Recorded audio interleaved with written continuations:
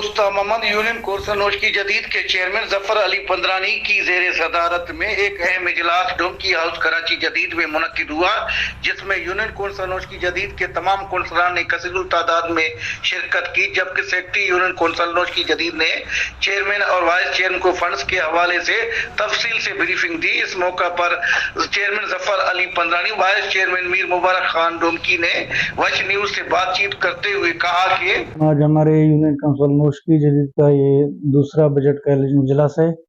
पहला माशाल्लाह कुछ 16 लाख समथिंग थाउजेंड आए थे, वो हो गया खुशअस्लूबी के साथ। आज दूसरा बजट है जो कि वजीर आला साहब ने बहुत मेहरबानी किया हुआ है।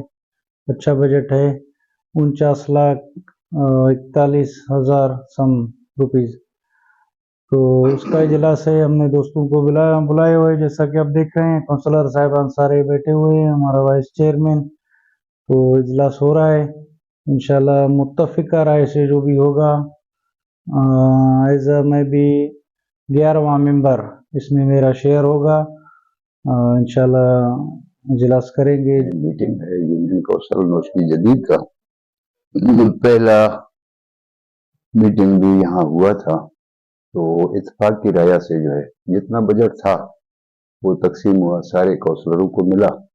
अब दूसरा बजट का जो है आज अपना मीटिंग है, यहाँ आए हैं, अभी आपस में बैठेंगे, चेयरमैन साहब है, मेंबरान साहब है, मशवरे से सलाह से इंशाल्लाह इत्तेफाक से इसको भी तकसीम करेंगे, वो हो जाएगा।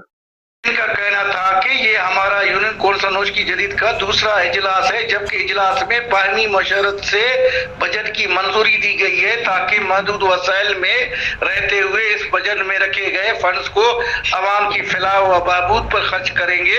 कैमरा टीम के साथ अली हसन बलोच, वश न्यूज, उस्ताद मोहम्मद, बलोचिस्तान।